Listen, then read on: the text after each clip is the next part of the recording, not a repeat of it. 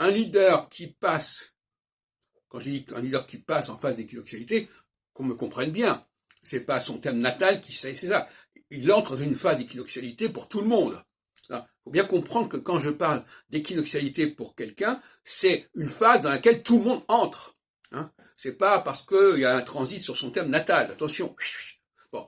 Donc, un leader qui va être rattrapé par une phase d'équinoxialité, eh bien, il va changer son fusil d'épaule, il va vouloir contrôler beaucoup plus largement un phénomène, quitte à empiéter, parce que l'équinoxialité, c'est un empiètement.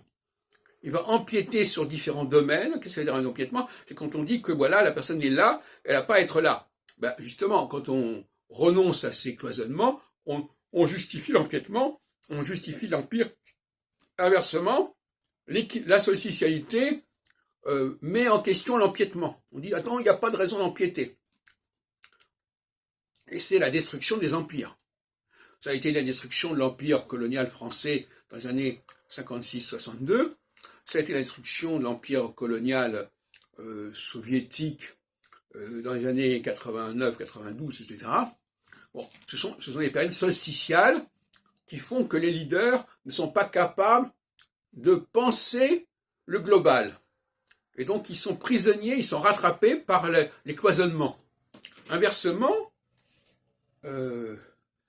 quand on passe du cloisonnement solsticial au décloisonnement équinoxial, eh bien, tout d'un coup, ce qui paraissait impossible, qui paraissait infranchissable, devient possible et franchissable.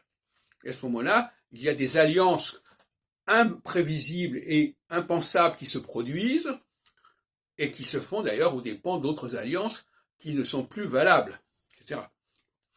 Bon.